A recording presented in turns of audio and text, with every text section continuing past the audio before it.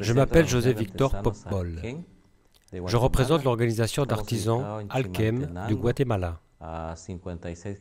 Notre siège se trouve à une cinquantaine de kilomètres de la capitale Guatemala City.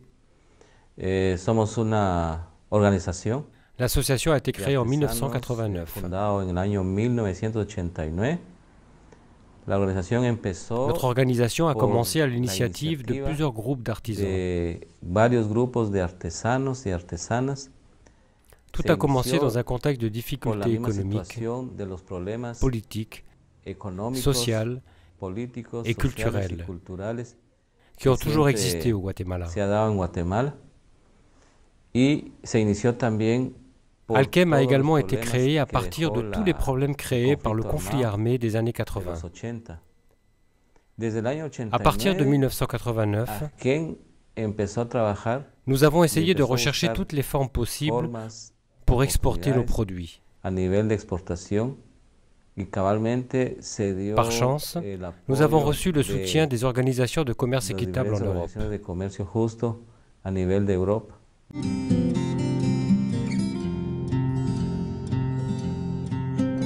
Ce sont les femmes qui se sont organisées, les veuves d'abord, qui avaient beaucoup de difficultés à survivre pour des raisons économiques. Elles n'avaient pas de revenus pour faire vivre leur famille.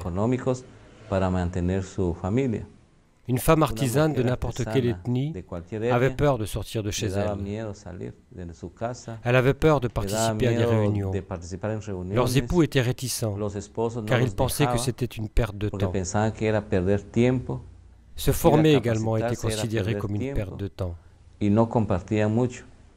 Aujourd'hui, nous travaillons avec 6 ethnies mayas. Toutes ces ethnies sont unies. En tant qu'organisation d'artisans, nous avons la philosophie, la volonté de consolider cette union entre ethnies.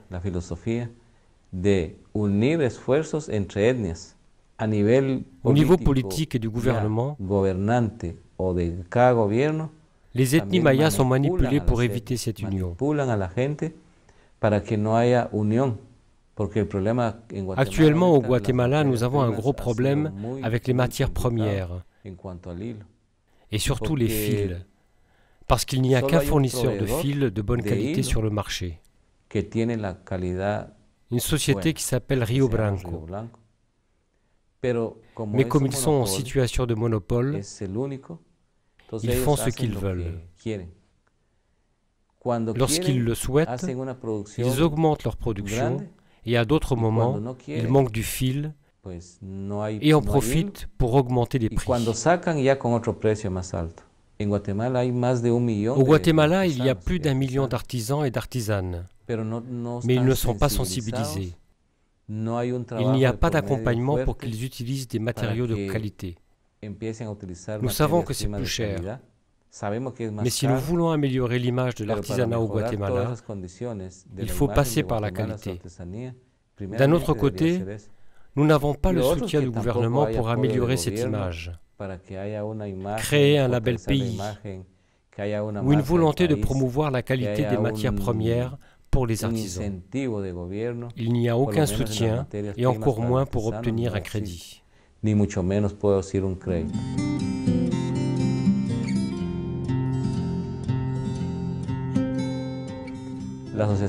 Notre organisation est démocratique.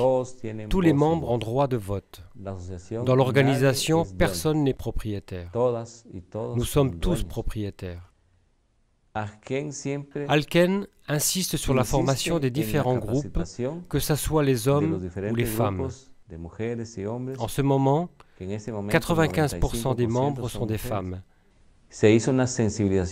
Nous avons mis en place une sensibilisation très forte depuis 1989 en direction des femmes et des hommes pour qu'ils puissent comprendre pourquoi le commerce équitable est différent par rapport aux autres entreprises conventionnelles.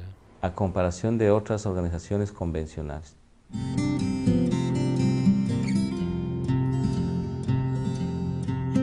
En fin, Ce que nous essayons de faire est de faire comprendre que le commerce équitable n'est pas seulement un discours, mais une réalité. qui crée des changements, qui donne des opportunités aux gens pour améliorer leurs conditions de vie. Pour ce qui est des résultats concrets, que ce soit au niveau de notre organisation, des améliorations dans le comportement, du développement collectif, les résultats sont très satisfaisants. Aujourd'hui, une femme gagne sa vie. En plus, elle gagne plus que son mari. Parfois, cela génère des problèmes, car la femme devient un vrai soutien pour la famille au niveau financier.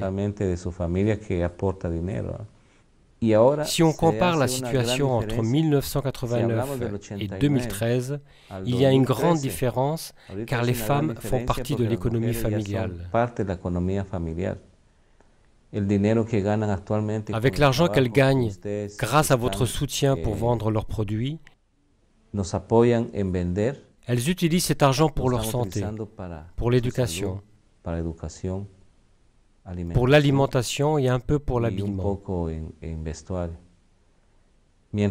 Alors qu'auparavant, les femmes ne mangeaient qu'une fois par jour.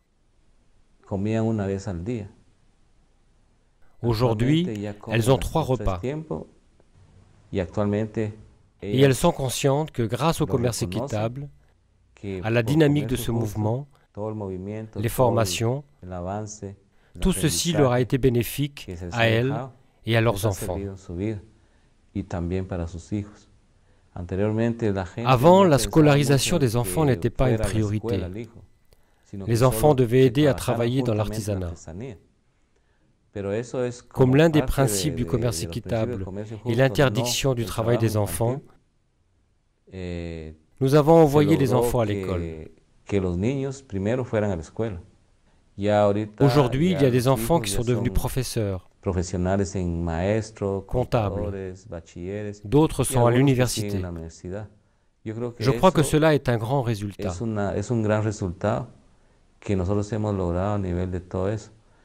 Il y a une grande différence entre un artisan qui ne fait que vendre de celui qui œuvre dans le commerce équitable. L'artisan qui ne se dédie qu'à vendre saura vendre, mais ne saura rien de ce qui se passe en sciences politiques, sur la vie des mouvements sociaux.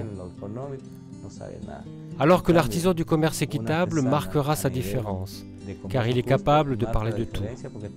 Il sait parler du commerce équitable et de ce qu'il signifie.